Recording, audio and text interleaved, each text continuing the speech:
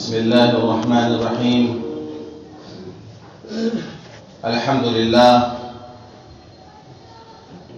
لله رب العالمين، والصلاة والسلام على سيد الأنبياء والمرسلين وخاتم النبيين سيدنا محمد وآله وصحبه أجمعين، ومن تبعهم بإحسان ودعا بدعوتهم إلى يوم الدين. أما بعد، عن عبد الله بن عمر رضي الله عنه قال: سمعت رسول الله صلى الله عليه وسلم يقول: كلكم راع وكلكم مسؤول عن رعيته. الإمام راع ومسؤول عن رعيته، والرجل راع ومسؤول عن رعيته، والمرأة راعية في بيت زوجها ومسؤولة عن رعيتها، والخادم راع في مال سيده ومسؤول عن رعيته. فكلكم راع وكلكم مسؤول عن رعيته، أو كما قال عليه الصلاة والسلام. رواه البخاري ومسلم. اللهم صل على محمد وعلى آل محمد وبارك وسلم. میرے بھائیوں، بزرگوں، دوستوں، جس طریقے سے شریعت نے اولاد کو حکم دیا ہے کہ وہ اپنے والدین کے ساتھ حسن سلوک کرے، ان کی خدمت کرے، ان کی فرمانبرداری کرے، اسی طریقے سے والدین کو بھی حکم دیا ہے کہ وہ اپنی اولاد کی اچھی پرورش کرے، ان کی تعلیم و تربیت کا انتظام کرے۔ اس معاملے میں کوتاہی ہوگی تو جس طریقے سے اولاد سے اللہ سوال کرے گا، پوچھے گا، اسی طریقے سے والدین سے بھی سوال ہوگا۔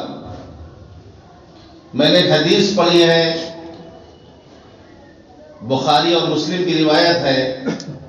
حدیث کے راوی ہیں حضرت عبداللہ ابن عمر رضی اللہ عنہ۔ وہ روایت کرتے ہیں کہ میں نے رسول اللہ صلی اللہ علیہ وسلم کو ارشاد فرماتے ہوئے سنا: کلکم راع، تم میں سے ہر ایک ذمہ دار ہے۔ کلکم راع وکلکم مسؤول عن رعیتہ، تم میں سے ہر ایک ذمہ دار ہے، اس سے اس کی ذمہ داری کے بارے میں پوچھا جائے گا۔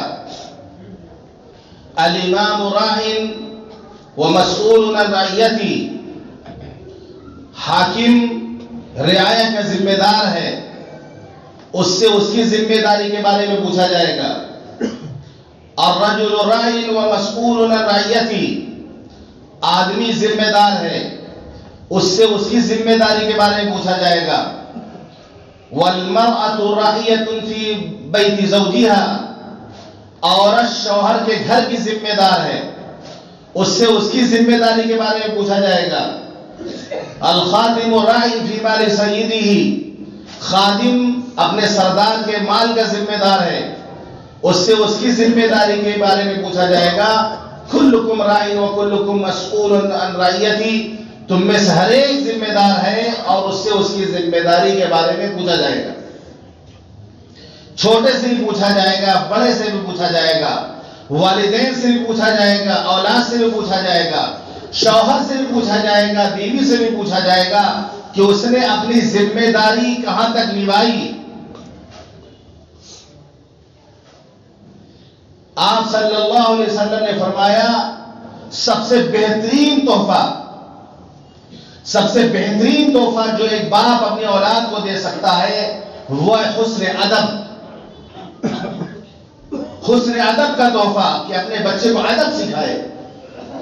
اور آپ نے فرمایا: اکرموا اولادکم واحسنوا آدابہم، اپنے اولاد کا اکرام کرو اور انہیں حسن ادب سکھاؤ۔ آداب سکھائے جائیں، ان کو زندگی کیسے گزاری جائے، کھانے کے کیا آداب ہیں، پینے کے کیا آداب ہیں، مجلس کے کیا آداب ہیں، اٹھنے بیٹھنے کے کیا آداب ہیں، سونے کے آداب، بیدار ہونے کے آداب، زندگی کی گزارنے کا پورا جو شرعی نظام ہے، تو اپنے اولاد کو سکھائے، اچھی تربیت کرے، ادب سکھائے انہیں. تو آپ نے فرمایا اپنے اولاد کا اکرام کرو. اکرموا اولادکم، اپنے اولاد کا اکرام کرو، عزت کرو اپنے اولاد کی. واحسنوا آدابہم، اور انہیں حسن ادب سکھاؤ. دھیان دو، نگرانی کرو، جہاں تربیت کی ضرورت ہے وہاں تربیت کرنی ہے. یہ نہیں کہ ارے بچہ ہے چھوڑ دیا جائے، کوئی بات نہیں. کھانے کے دسترخوان پہ اگر بیٹھا ہے، کوئی ایسی غلطی اس سے ہو رہی ہے جو شریعت کے خلاف ہے، وہاں اس کو سکھایا جائے، کھانے کے آداب اس کو بتائے جائیں. ایسے بھی روزمرہ کی زندگی میں جو کمیاں ہیں اس پر نظر رکھی جائے کہ میرا بیٹا دائیں ہاتھ سے پانی پیتا ہے کہ بائیں ہاتھ سے پانی پیتا ہے، پینے کے بعد الحمدللہ کہتا ہے کہ نہیں کہتا، چھینک آنے کے بعد الحمدللہ کہتا ہے کہ نہیں کہتا، چھینک آتی ہے تو جمائی آتی ہے تو منہ پہ ہاتھ رکھتا ہے کہ نہیں رکھتا. ان تمام باریکیوں کو دیکھا جائے، ان کو بتایا جائے، ان کو تنبیہ کی جائے. ہمارے حالات ایسے کہ والدین بالکل بھی ان چیزوں کا دھیان نہیں دیتے، بالکل بھی ان چیزوں پر دھیان نہیں دیتے. جزاک اللہ کہنے ان کو سکھائیں. اگر وہ کوئی کام کر دے تو آپ جزاک اللہ پڑھ کے کہیں اس کو. حضور پاک صلی اللہ علیہ وسلم کی ایک زوجہ محترمہ حضرت ام سلمہ رضی اللہ عنہ، ان کے شوہر تھے حضرت ابو سلمہ. جب ان کا انتقال ہو گیا تو حضور پاک صلی اللہ علیہ وسلم نے حضرت ام سلمہ سے نکاح کر لیا. تو حضرت ابو سلمہ کا ایک بیٹا تھا جن کا نام تھا سلمہ. وہ چھوٹے سے تھے تو امی کے ساتھ حضور پاک صلی اللہ علیہ وسلم کے گھر میں آ گئے. ان کا نام تھا عمر بن ابی سلمہ. وہ کہتے ہیں کہ کنت غلاما فی حجر رسول اللہ صلی اللہ علیہ وسلم، میں بچہ تھا، حضور پاک صلی اللہ علیہ وسلم کی تربیت میں تھا. وَكَانَتْ يَدِي تَتِيشُ فِي الصَّحْفَةِ، میرا ہاتھ کھانے کے برتن کے چاروں طرف گھوم رہا تھا. کبھی یہاں سے کھا لے رہے، کبھی وہاں سے کھا لے رہے، کبھی ادھر سے کھا لے رہے، کبھی ادھر. بچپنا سیری میں کھانا رکھا ہوا ہے، اجتماعی طور پہ کھانا کھایا جا رہا، میرا ہاتھ پلیٹ کے چاروں طرف گھوم رہا تھا. كَانَتْ يَدِي تَتِيشُ فِي الصَّحْفَةِ، میرا ہاتھ کھانے کے پلیٹ میں چکر کاٹ رہا تھا، گھوم رہا تھا. تو حضور پاک صلی اللہ علیہ وسلم نے فرمایا یا غلام، یا غلام، اے لڑکے، سم اللہ، بسم اللہ کا یہ کھانا کھاؤ. یا غلام سم اللہ، بسم اللہ کا یہ کھانا کھاؤ. وَكُلْ بِيَمِينِكَ، دائنے ہاتھ سے کھاؤ. وَكُلْ مِمَّا يَلِيكَ، اور جو تمہارے سامنے ہے وہاں سے کھاؤ، اپنے سامنے سے کھاؤ. 3 باتیں آپ نے بتائی ان کو، اور ایسا سبق سکھایا، ایسے سبق پڑھایا آپ نے کہ روایت کرتے بتاتے بچپن کی بات ہو کہ آپ نے فرمایا بسم اللہ کر کے کھاؤ، دائنے ہاتھ سے کھاؤ، سامنے سے کھاؤ. یہ اس شکل میں ہے جبکہ پلیٹ میں ایک ہی قسم کا سامان ہو. بریانی ہے سینی میں ایک ہی طرح کی ہے تو پھر آدمی سامنے سے کھائے. لیکن اگر جو ہے آج کل خفسا اور مندی چل رہا ہو، اس میں مچھلی بھی ہے، بٹیر بھی ہے، مٹن بھی ہے، چکن بھی ہے، اور بڑے سے جو ہے برتن میں لا کے رکھ دیا جاتا ہے. اب جس کی طرف اپنے سامنے سے کھائے گا تو مچھلی نہیں کھا پائے گا، بٹیر تک ہاتھ نہیں پہنچ پائے گا، مٹن تک ہاتھ نہیں پہنچ پائے گا، چکن ہی میں رہ جائے گا وہ. تو ایسے میں پھر ہاتھ بڑھائے گا، پھر آدمی ہاتھ بڑھا کے چاروں طرف سے لے سکتا ہے سامان کھانے کے لیے. اگر مختلف چیزیں برتن میں ہے تو ہاتھ بڑھا سکتا ہے. تو آپ نے تربیت کی ان کی. آپ کے نواسے حضرت حسن رضی اللہ عنہ، بچپنا تھا، صدقے کی کھجور کہیں پڑی ہوئی تھی، صدقے کی کھجور. حضرت حسن نے اس کھجور کو اٹھا کے منہ میں رکھ لیا. آپ نے کہا عربی میں کہا تھوکو اس کو تھوکو. کیا تم نہیں جانتے ہو کہ ہم صدقے کا مال نہیں کھاتے؟ تھکوایا ہے، نکلوایا ان کے منہ سے اس کھجور کو. یہ تربیت کر رہے ہیں آپ. یہ نہیں کہ بچہ ہے یار کھا لیا کوئی بات نہیں، بچے ہی تو ہے. آدمی کہہ دیتا عام طور پہ بچہ ہی تو ہے. ابھی بچپنی میں تربیت کرنا ہے. جب پودا نکل رہا ہو تبھی تو اس کو تو لکڑی میں لگا کے سیدھا کرنا ہے تو کریے. تنا ہونے کے بعد تھوڑی وہ سیدھا ہوگا. تو آپ نے ان کے منہ سے اس کھجور کو نکلوا کے بھیجا کہ صدقے کی کھجور ہے، ہم صدقہ نہیں کھاتے ہیں، ہم سید ہیں، صدقہ نہیں کھاتے. اسی طریقے سے آپ نے فرمایا اپنی اولاد کو نماز کا حکم دو جب وہ 7 سال کے ہو جائیں. کیونکہ 7 سال میں سمجھ بوجھ آ جاتی ہے کہ مسجد میں اتنی شرارت نہیں کریں گے. جا کے وہ مسجد میں 7 سال کے بعد جائیں گے، شرارت نہیں کریں گے. لیکن اگر کرتے ہیں تو کرتے دیا جائے ان کو. جو بچوں کے اگر نماز میں بچوں کے لڑائی کرنے کی آواز نہ آئے تب فکر مند ہمیں ہونا ہے. یہ باہر کا ماحول چھوڑ کر گھر میں موبائل میں کارٹون دیکھ سکتے تھے، یہ گیم کھیل سکتے تھے، یہ ٹی وی دیکھ سکتے تھے بچے. اس کو چھوڑ کر کے مسجد کے ماحول میں آئیں گے. اگر پیچھے سے ان کی شرارت کی آوازیں آ رہی ہیں، چلانے کی آوازیں آ رہی ہیں، تب تو ہمیں مطمئن ہونا چاہیے نہیں ہماری نسل ہے جو کہ مسجد کو آباد کرے گی آنے والے وقت میں. نماز میں جماعت کھڑی ہو گئی، بچوں کی آواز نہیں آئی لڑائی کرنے کی، شور کرنے کی، تو فکر مند ہونے کی بات ہے کہ ہمارے بچے کیوں نہیں آ رہے مسجد میں.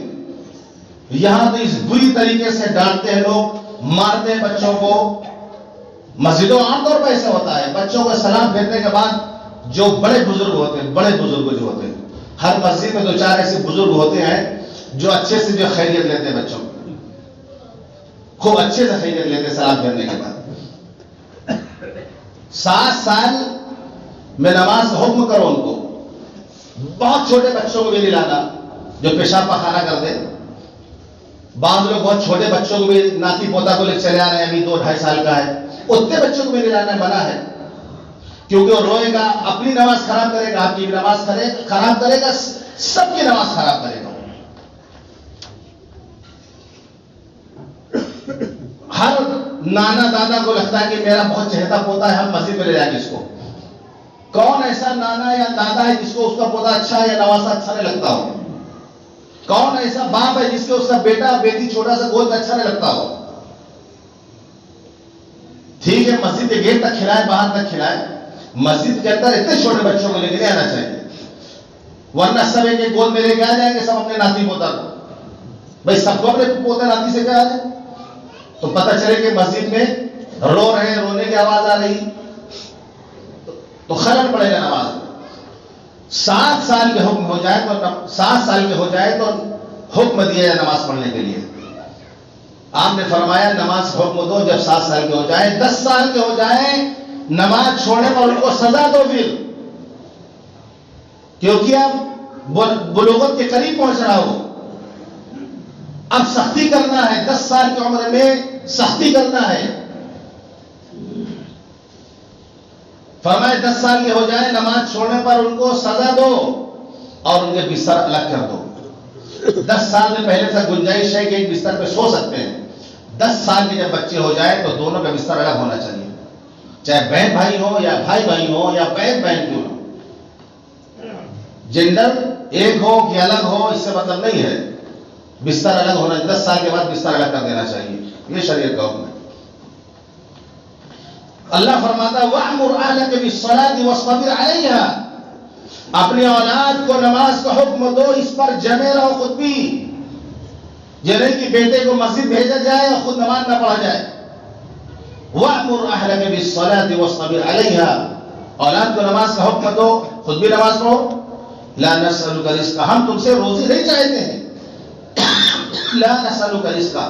ہم تم سے روزی کموانا نہیں چاہتے. نَحْنُ نَرْزُقُكَ. روزی تو ہم تمہیں دیں گے. نحن نرزقک. ہم تمہیں روزی دیں گے.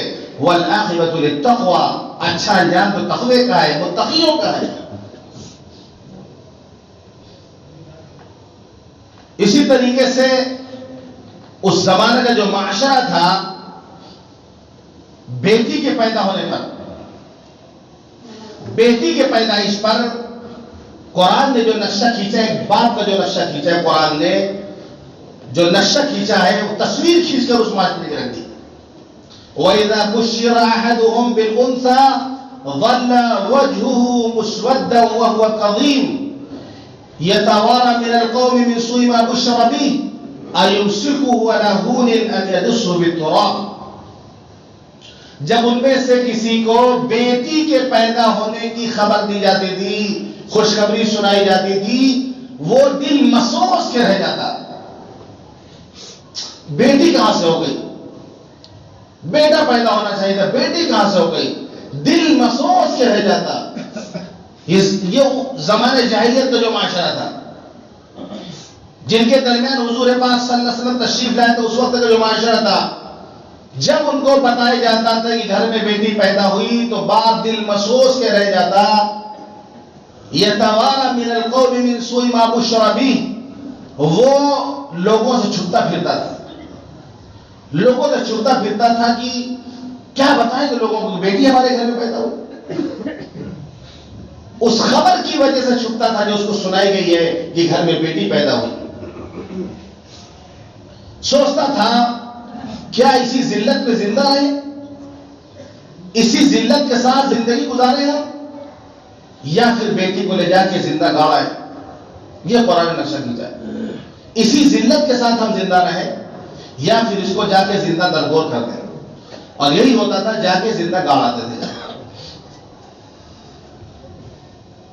اس معاشرے میں حضور پاک صلی اللہ علیہ وسلم نے جو تعلیم دی، آپ یہ کہہ سکتے ہیں کہ وہ معاشرہ تھا۔ اب ترقی یافتہ دور، اب ایسی کوئی بات نہیں ہے، اب ایسی کوئی بات نہیں ہے ابھی بات، ابھی بھی ہمارے معاشرے میں ایسا ہے، بیٹا پیدا ہوتا ہے تو اگلے دن لڈو کھاؤ، اور بیٹی پیدا ہو تو ایک ہفتہ پتہ نہ چلے، ابھی بھی ہوتا۔ اگر وہ زندہ گاڑ دیا کرتے تھے تو آج ماں کے پیٹ میں زندہ مار دیا جاتا ہے بچیوں کو۔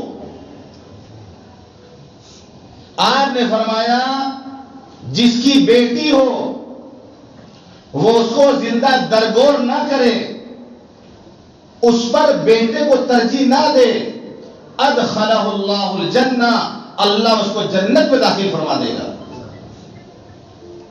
جس کی بیٹی ہو اس کو زندہ درگور نہ کرے، اس پر بیٹے کو ترجیح نہ دے۔ یہ بھی ایک مزاج ہے کہ بیٹے کو زیادہ ترجیح دیتا ہے، بیٹے کو ہر ایک کی خواہش ہوتی ہے ہمارے گھر میں بیٹا پیدا ہو۔ بیٹیاں تو رحمت ہے، قابل رحم ہے، بہت خوش قسمت ہے وہ جس کو اللہ بیٹیاں دے۔ اتنے فضائل حدیث پاک میں آئے بیٹیوں کی تربیت اور پرورش پر۔ نبی کی چار بیٹیاں تھیں، بیٹے اللہ نے دیے، بچپن میں اللہ نے لے لیا، بیٹیاں بڑی ہوئی، جوان ہوئی، شادی آپ نے ان کی۔ سب سے محبوب تھے اللہ کے آپ، محبوب کو بھی اللہ نے 4 بیٹیاں دی، حضرت زینب، حضرت رقیہ، حضرت ام کلثوم، حضرت فاطمہ الزہرا رضی اللہ عنہ۔ بہت خوش قسمت ہے وہ باپ جس کے گھر میں بیٹی پیدا ہو۔ کیا کوئی ابھی بھی ایسی جہالت کی بات کر سکتا ہے؟ کیا زمانے جاہلیت جہاں باپ شرمندہ ہوتا تھا بیٹی پیدا ہونے پر، کیا آج بھی کوئی ایسا جاہل باپ ہو سکتا ہے جو اپنی بیوی کو بیٹی کا طعنہ دیتا ہو یا بیٹی پیدا ہونے پر طلاق کی دھمکی دیتا ہو؟ اگر ایسا ہے کوئی، سب سے بڑا جاہل ہے وہ۔ عام بات یہ ہے کہ ہمارے معاشرے میں جو کہ شادی بیاہ اتنی مہنگی ہم نے کر دی ہے، شریعت کا حکم یہ نہیں ہے، ہم نے خود سے مہنگی کی شادیاں، تو بیٹیاں آج بوجھ نظر آتی ہیں، بوجھ نظر آتی ہیں بیٹیاں۔ بڑے فضائل ہیں جن کے گھر میں بیٹیاں ہیں۔ آپ نے کہا جس کی بیٹی ہو اس کو زندہ نہ گاڑے، بیٹے کو اس پر ترجیح نہ دے، ادخلہ اللہ الجنہ، اللہ اس کو جنت میں داخل فرما دے گا۔ اور آگے آئیے، آپ نے فرمایا من عال جاریتین حتی تبلغا جاء یوم القیامت انا وکہتین وضم اصابعہ، جس کی دو بیٹیاں ہوں، جس کی دو بیٹیاں ہوں، من آل جاریتین حتی تبلغا، ان کی پرورش کرے یہاں تک کہ وہ جوان ہو جائیں. کل قیامت کے بھی جنت میں اس طریقے سے وہ آئے گا، ہم اور وہ دونوں اس طرح قریب ہوں گے جیسے دو انگلیاں قریب. آپ نے اشارہ کر کے دکھایا، ان دونوں انگلیوں کو اشارہ کر کے دکھایا جیسے یہ دو انگلیاں قریب قریب ہے، اسی طرح وہ شخص مجھ سے قریب ہوگا. بیچ والی تھوڑا آگے ہوتی ہے، کلمہ والی تھوڑا پیچھے ہوتی ہے. اس سے اشارہ یہ بھی ہے کہ حضور پاک صلی اللہ علیہ وسلم کا مقام بلند ہوگا وہاں پر، لیکن ساتھ میں یہ بھی ہوگا وہاں پر آپ سے قریب ہوگا، قریب کے درجے میں ہوگا. یہ من آل جاریتین، جس کی دو بیٹیاں ہوں اور ان کی پرورش کر کے ان کو جوان کر دیں. اور آگے آئیے، آپ نے فرمایا من او ثلاث بنات، جس کی 3 بیٹیاں ہوں. بعض روایت میں کہ 3 بیٹیاں ہوں یا 3 بہنیں ہوں. اس نے ان کو حسن ادب سکھایا، ان کی پرورش کی، ان کا نکاح کیا، ان کے ساتھ حسن سلوک کیا. فلہ الجنہ، اس کے لیے جنت ہے. جس کی 3 بیٹیاں ہوں، 3 بہنیں ہوں، ان کی پرورش کرے، شادی کرے، ان کے ساتھ حسن سلوک کرے، اس کے لیے جنت ہے. اور زیادہ ہے اگر آپ نے فرمایا من ابتلی بشیء من هذه البنات، جس پہ اللہ بیٹیوں کا بوجھ ڈالے، آزمائش میں ڈالے. من ابتلی من هذه البنات بشیء فاحسن الیہن، اللہ بیٹیاں ہی بیٹیاں دے لیکن یہ ان کے ساتھ اچھا سلوک کرے. کن لہ سترا من النار، یہ بیٹیاں کل قیامت کے دن جہنم کے لیے آڑ بن جائیں گی، دیوار بن جائیں گی کہ باپ کو، والدین کو جہنم میں لے جانے دیں گی یہ بیٹیاں. یہ بات آپ نے اس وقت فرمائی کہ حضرت عائشہ رضی اللہ عنہ کے پاس ایک عورت، غریب عورت آئی، 2 بیٹیاں اس کے پاس میں تھیں. حضرت عائشہ رضی اللہ عنہ کے پاس بعض روایت میں کہ 1 کھجور تھی. اس نے مانگا تو 1 کھجور دے دیا، تو اس نے آدھا کھجور کر کے بیچ سے ایک بیٹی کو، دونوں کو آدھا دے دیا اور خود نہیں کھایا اس نے. بعض روایت میں کہ 3 کھجوریں تھیں، حضرت عائشہ نے 3 کھجوریں دی، اس نے دونوں بیٹیوں کو ایک ایک دیا، انہوں نے کھایا. یہ اپنی کھجور کھانے لگی تو بیٹیوں نے مانگ لیا امی یہ بھی ہم کو دے دیجیے. اس نے نہیں کھایا، اس کو بھی اس نے آدھا کر کے دونوں بیٹیوں کو کھلا دیا. تو متاثر حضرت عائشہ رضی اللہ عنہ اس چیز کو دیکھ کر، اولاد کی محبت دیکھ کر، تو جب حضور پاک صلی اللہ علیہ وسلم گھر میں تشریف لائے تو حضرت عائشہ رضی اللہ عنہ نے پورا واقعہ سنایا ان کو کہ آج اس طرح ہوا. تو حضور پاک صلی اللہ علیہ وسلم فرمایا من ابتلی من هذه البنات بشیء، جو آزمایا جائے بیٹیوں کے ذریعے سے، فاحسن الیہن، اور پھر بھی وہ ان کے ساتھ اچھا سلوک کرے، کن لہ سترا من النار، یہ جہنم کے لیے آڑ بن جائیں گی. بیٹیوں کی پرورش 1 ہو، 2 ہو، 3 ہو، زائد ہو، فضائل ہیں حدیث پاک میں. کیا کوئی ایمان والا ایسا ہو سکتا ہے؟ کیا کوئی حضور پاک صلی اللہ علیہ وسلم کو امتی ایسا ہو سکتا ہے کہ آقا کی یہ فرمان سننے کے بعد وہ بیٹیوں کو بہت سمجھے، چاہے وہ 1 ہو یا 2 ہو یا 3 ہو یا زائد ہو؟ قسم خدا کی رحمت سمجھے گا، وہ بوجھ نہیں سمجھے گا بیٹیوں کو، رحمت سمجھے گا کہ اللہ کی رحمت ہے بیٹیاں. اسی طریقے سے ایک بات ہے کہ اولاد کے درمیان ایک عدل کیا جائے، انصاف کیا جائے. عدل انصاف کا حکم دیا گیا ہے، اولاد کے درمیان عدل انصاف بھی کرو. حضرت نعمان بن بشیر رضی اللہ عنہ کہتے ہیں کہ میرے والد مجھے لے کے حضور پاک صلی اللہ علیہ وسلم کی خدمت میں گئے اور عرض کہ اللہ کے رسول، میں نے اپنے اس بیٹے کو ایک غلام دیا ہدیہ میں، ایک غلام میں نے اس کو ہبہ کیا ہے. تو حضور پاک صلی اللہ علیہ وسلم فرمایا کیا آپ نے سارے بچوں کو دیا؟ اور نہیں اللہ کے رسول بس صرف اسی کو دیا ہے. آپ نے فرمایا اولاد کے درمیان انصاف کرو. کیا تم نہیں چاہتے ہو کہ تمہاری ساری اولاد تمہاری اطاعت اور فرمانبرداری کرے؟ چاہتے ہو تو اولاد کے درمیان انصاف کرو. تو حضرت نعمان بن بشیر رضی اللہ عنہ کہتے ہیں کہ میرے والد جب واپس آئے تو غلام سے واپس لے لیا، انہوں نے جو دیا تھا اس کو واپس لے لیا. تو باپ کی یہ بھی ذمہ داری ہے کہ اگر اولاد ہے، بیٹیاں ہو یا بیٹے، ایک دوسرے پر ترجیح نہ دی جائے ان کو، یہ نہیں کہ بیٹا ہے تو اس کو کافی ترجیح دی جائے، بیٹی ہے تو اس کو کم ترجیح دی جائے، نہیں، انصاف کریے اولاد کے درمیان. یہ نہیں کہ ایک کو نوازا جا رہا دوسرے کو محروم کیا جا رہا. فقہاء نے لکھا ہے کہ اگر کہیں کوئی مجبوری ایسی ہو تو والد کر سکتا ہے. مثال کے طور پر کوئی بیٹا اس کا معذور ہے، وہ روزی روٹی کا انتظام زیادہ نہیں کر سکتا ہے، پریشان ہے، تو باپ مدد کر سکتا ہے ایسے اس کی. اسی طریقے سے اگر دین کی خدمت کے لیے کسی بیٹے کو لگا دیا، مولوی صاحب بنا دیا، سمجھ لیجیے، ایک کو ڈاکٹر بنا دیا MBBS، ایک کو مولانا صاحب بنا دیا، تو مولانا صاحب کی تنخواہ کتنی ہوتی ہے تو آپ لوگ جانتے ہیں. تو اب باپ جو ہے مولانا صاحب کی مدد کر سکتا ہے. تنخواہ پہ ایک واقعہ یاد آ کے سنیے. ایک صدر صاحب نے مسجد کے امام صاحب سے کہا کہ امام صاحب دعا کریے کہ میرے بیٹے کو بہت اچھی نوکری مل جائے. تو امام صاحب نے کہا میں دعا کروں گا کہ آپ کے بیٹے کو نوکری اچھی مل جائے لیکن تنخواہ اتنی ملے جتنی ہماری تنخواہ ہے. صدر صاحب نے کہا نہیں امام صاحب ایسا ظلم نہ کریے، یہ تو ظلم ہے. کہ نوکری تو اچھی ہونے کی دعا کریں گے لیکن تنخواہ اللہ اتنا ہی تمہارے بیٹے کو دے جتنا جو ہم کو دے رہے ہیں. اپنے بیٹے کے لیے جھلی پسند، اسی کو بولتے ہیں میٹھا میٹھا کب کڑوا کڑوا تھو. تو اگر کسی کو دین کی خدمت میں، اسے بھی تو مزاحیہ طور پہ میں نے کہہ دیا، کسی کو دین کی خدمت پہ لگا دیا ہے، وہ زیادہ پیسہ نہیں کما سکتا ہے تو باپ اس کی الگ سے خدمت کر سکتا ہے. اس کی فقہاء نے اجازت دی ہے. لیکن بہرحال والدین کو چاہیے کہ اولاد کے درمیان انصاف کریں، سب کے ساتھ اچھا سلوک کریں، برابر کا سلوک کریں. آخری بات یہ ہے کہ جب اولاد جوان ہو جائے ان کے اچھے رشتے کا انتظام کریں. بلا وجہ تاخیر نہ کی جائے شادی میں.